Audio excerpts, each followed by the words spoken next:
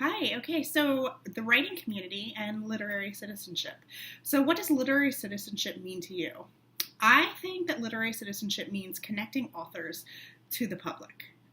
Also, helping to connect authors with other authors.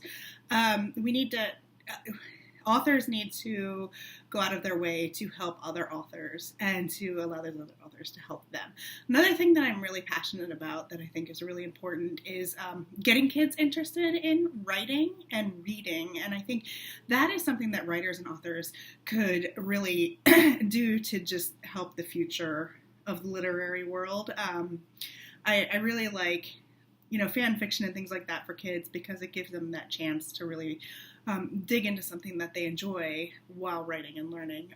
Also, literacy programs. I think that we should all invest ourselves in literacy programs. I mean, to be honest, we need a more literate society. We need readers. It's just good for people to read, and so. Authors, it helps authors to get out there and get people reading. So just being a good citizen all around and bringing literacy, reading, writing excitement to younger people and people that don't necessarily know how to read well. Okay. How can you connect with the writing community? For right now, joining writers organizations looks good to me. I'm interested in the Society of Children's Books Writers and Illustrators. Just because I write young adults, so it fits in there. Also, I'm a graphic designer, and they also have an illustration component to the group. So I think it's important to get to know and talk to other young adult authors. Also, local workshopping groups are a great idea. I know one of my friends belongs to one, and she's been inviting me, so I need to go. And I think that we have several small bookstores around here that really like to showcase local authors. And I think one way to get in with those bookstores is to attend these workshopping groups and get these other authors in my area more acquainted with me. And this is hard because I am an introvert, but I think I just need to step out of my comfort zone and do that. So also Facebook groups, this is something I'm obviously as an introvert very active in Facebook groups. I have met so many people in so many different levels in their career in Facebook groups. So it's really nice because I have people that I can send my work to for them to read, and they will be honest with me. They don't know me in real life, but they've grown to trust me and to like me, and so I can send them my work and they will be honest with me, and I know they will be honest with me.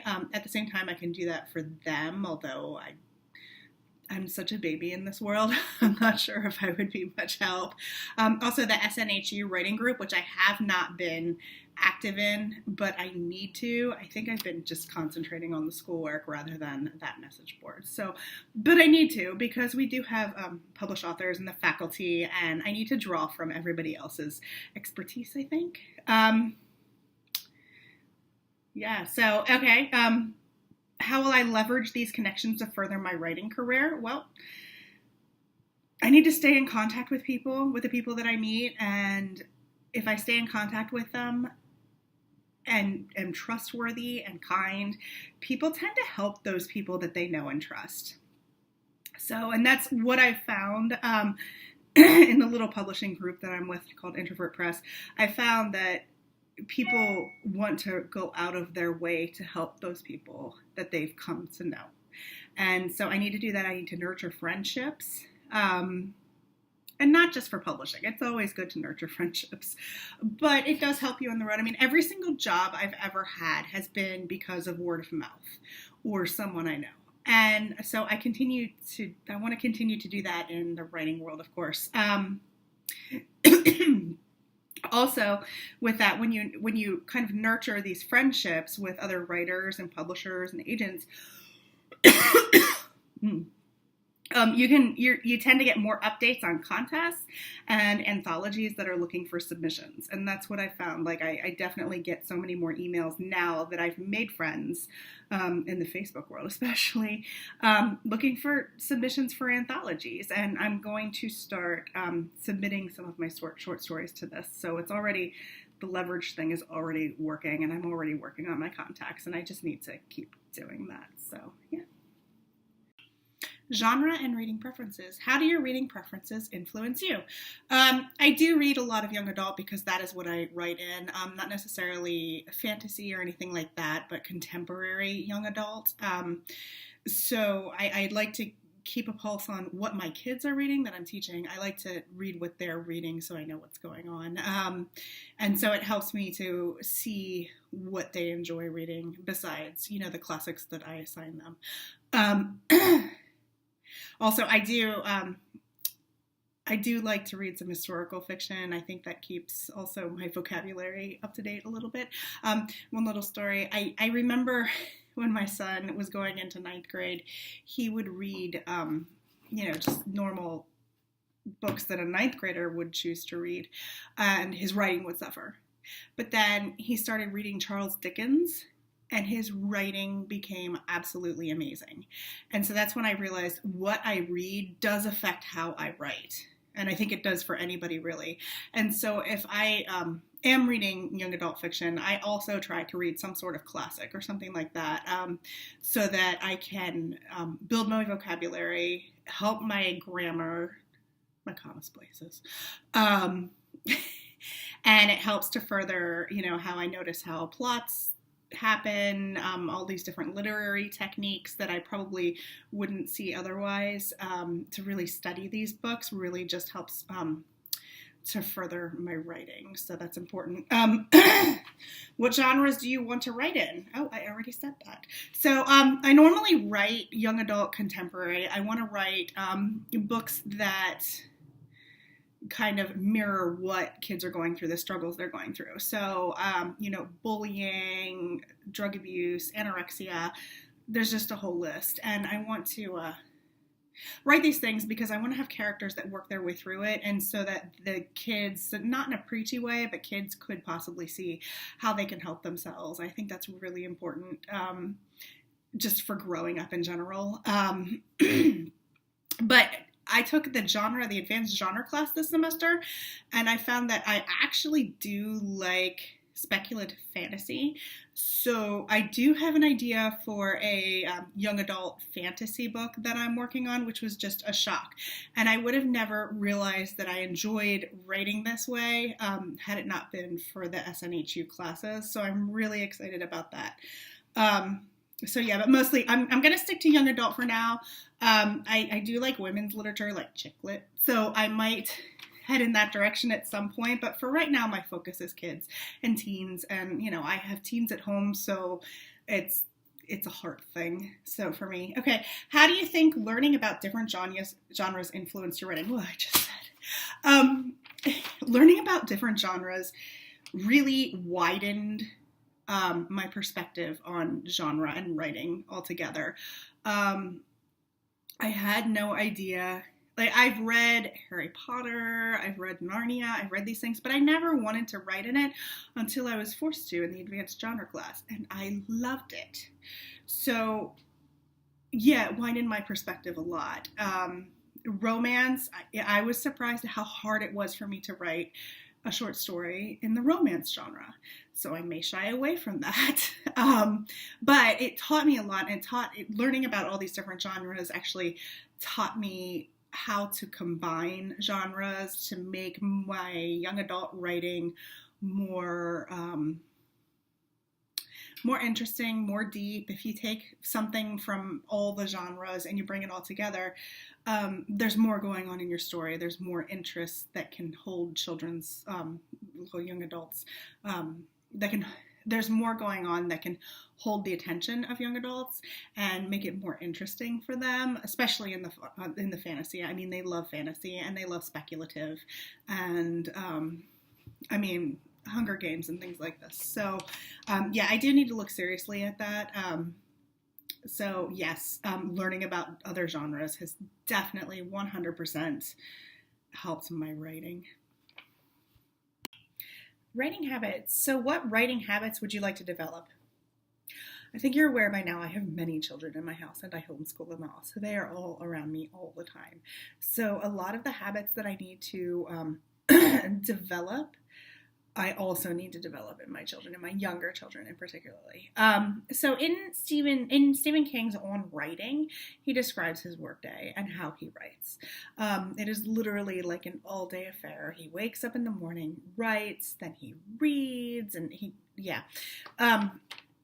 the amount of time that he spends on his writing is unrealistic for me as a homeschooling mom who also teaches literature classes outside of the home. So I need to maybe take what he suggests and scale it back to be able to work for myself. So I need to set up a schedule. Right now, my schedule is to write once the kids are in bed, which means I'm generally in bed. I'm generally up until about 2 o'clock at night.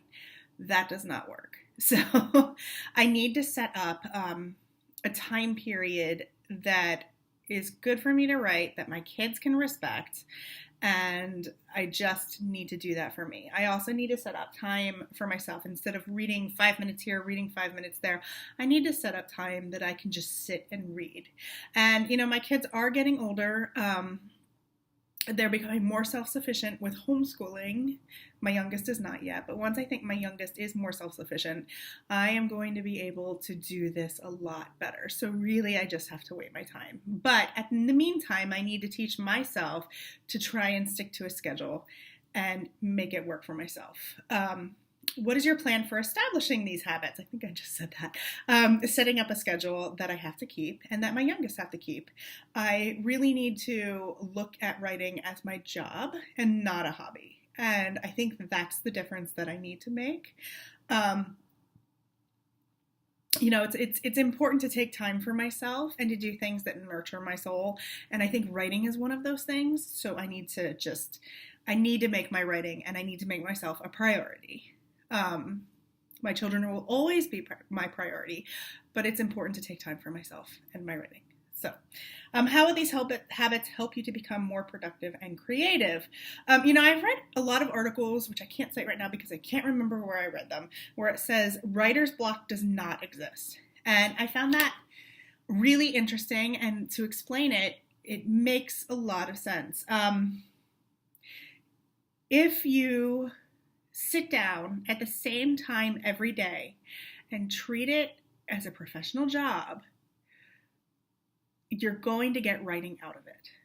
So writer's block may mean that you may be stuck on something or something like that, but a lot of professional writers I've read where they say they just don't have writer's block because they have this schedule, if that makes sense.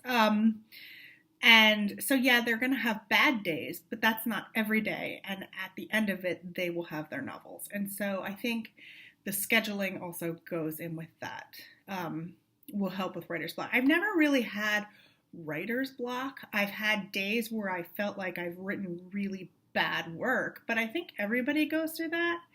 So I think I've been lucky in that respect, but I think I can block against it by having these habits. And so my brain will get used to, okay, it's time for you to sit down now and write, and hopefully the creativity will turn on. Also, watching people,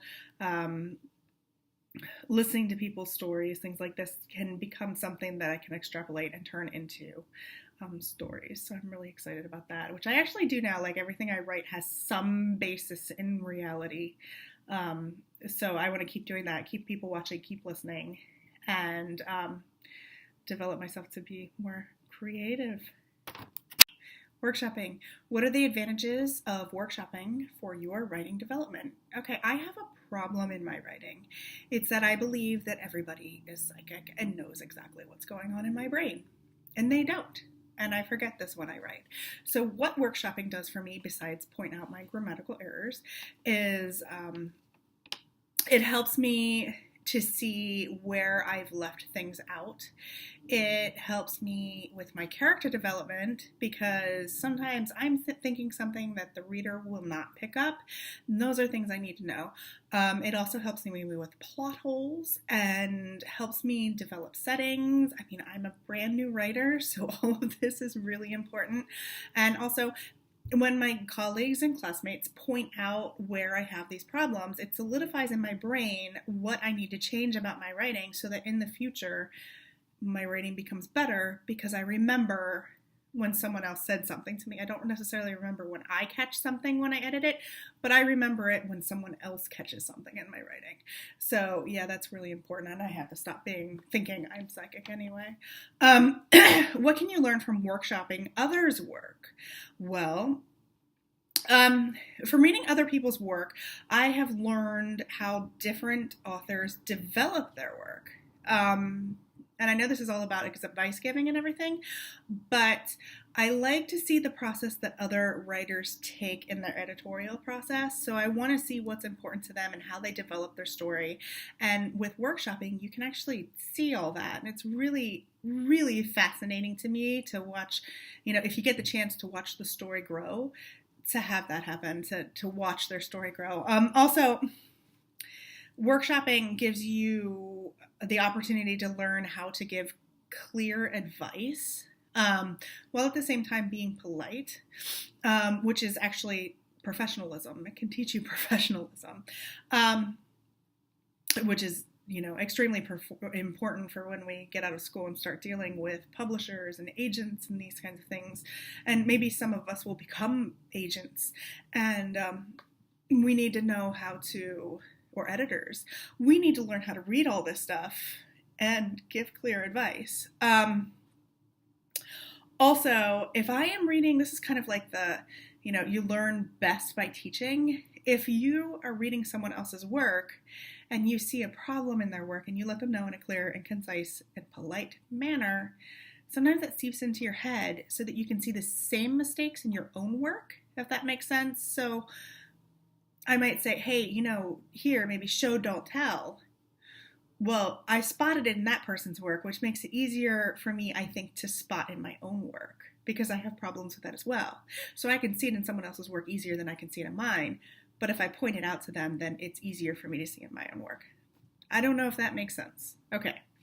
What part do you foresee workshopping playing in your professional writing career? Workshopping is so important to making sure that your writing works.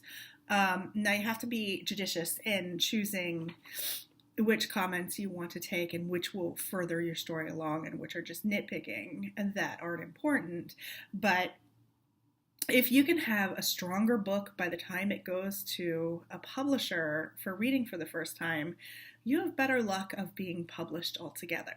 So I think writers groups and workshopping are extremely important. I know we read a lot of articles that said they weren't important, but I do think they're important because I do think your work needs to be read before you send it out by somebody that isn't a family member. Because I give my stuff to family members to read and they all say it's wonderful, it's grand, and then I send it to workshopping and everybody has a ton of comments, and I really respect those comments, actually more than the comments from my family members and loved ones, because they're more honest, and that just makes for better writing, and it makes for growing as a writer. As far as professional writing career, I want to teach. Yeah, I want to teach. I have a lot to learn before I can teach at the college level, but I do want to teach. And I think running a workshop and helping students and giving students comments that will help them just in the same way that you do is extremely important. So I need to learn this process so that I can teach other students. So. Okay, the SNHU fully online program. Which certificate option interests you the most and why? Online teaching. I want to go into online teaching. I teach in the homeschooling community, like American history and theater and literature courses, and I enjoy teaching so much. I would love to work for a community college. I would love to do online classes for a community college. The publishing world, I want to know about it so that I can publish my own works, but I spent a lot of time in the corporate world as a graphic designer, and I am at the point in my life where I don't necessarily want the office life. I have lupus, so I necessarily cannot leave the house every day. So an option for me to stay home and work really speaks volumes to me, and so I think teaching writing from home online works out for me very well. Also, I have a number of classes that I'm going to start for high schoolers online and different homeschooling classes through different homeschooling venues where I'm going to start teaching online. So all of this will play into that. So that's already started for me, and I'm really excited about it. How will the business courses help you advance your career and give you an edge in the writing community? Well, I mean, obviously, I want to teach, but I also want to publish. I want to be a novelist. So knowing the ins and outs of the publishing world are kind of important. I think from what I read, a lot of new authors go out into the world and they have no idea what's going on in the publishing world, and I think it hurts them, and they don't know what to do, and they don't know which way to take, which avenue to take with publishing. And so I think knowing the business aspect of publishing is so extremely important for the novelist and the writer so that they can get ahead. And even if I stay in graphic design and don't go out into the publishing world, I think that when you're a graphic designer for authors, it is extremely important to know the business aspect of this world. And I mean, if you don't, you're kind of behind the pack. And also, like, if you want to help your customers with their with getting their books out there, even if they are independent and you're working for an independent author, they still need to know how everything works. And I think that's so important, especially the marketing end of it. Okay. What are some professional options available to you as a writer? Which of these interests you most and why? Okay, so I'm going to say the two that I am most interested in is writing coaching and teaching. I want to help people. It's just always been the way I am. I enjoy helping people. I have a lot to learn before I can get to the point where I can work for like a community college or something like that. But that is really what I want to do. There's nothing better for me than when someone finally understands something after working at it for a long time. That's like the best feeling, and I like helping that occur. So you could be an agent, representing authors. The publishing world, I guess it's hard to break into right now. And so if you were an agent for new and upcoming authors and working to help them see their dreams come true, I think that's amazing. There's so much great work out there that isn't able to be published. If there's anything I can do to help that great work get published, I think that would be amazing. Copywriter, ghostwriter. Ghostwriter would be fun. I don't know if I'm good enough for that yet, but that would be interesting. Public relations. I have worked in public relations before, and they do need writers. I worked in the government sector, so I worked with speechwriters and things for politicians in Washington, D.C., and that was exciting. I could see myself doing that outside of the realm of graphic design and actually being like a copywriter or a speechwriter. That would be amazing for me. I always thought what they did was exciting. As far as editor, I would not make a good editor. Not at all. So I'm not going to go with the editor track. But otherwise, teaching and writing coaching I think would be fun for me.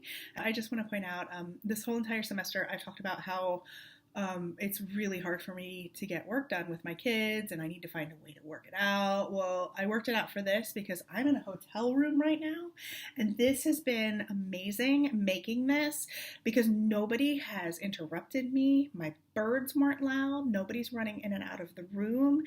This is amazing. Now, I'm not in the hotel room just for this project. My son is going on college tours without me because he's 18 now and he wants to do that.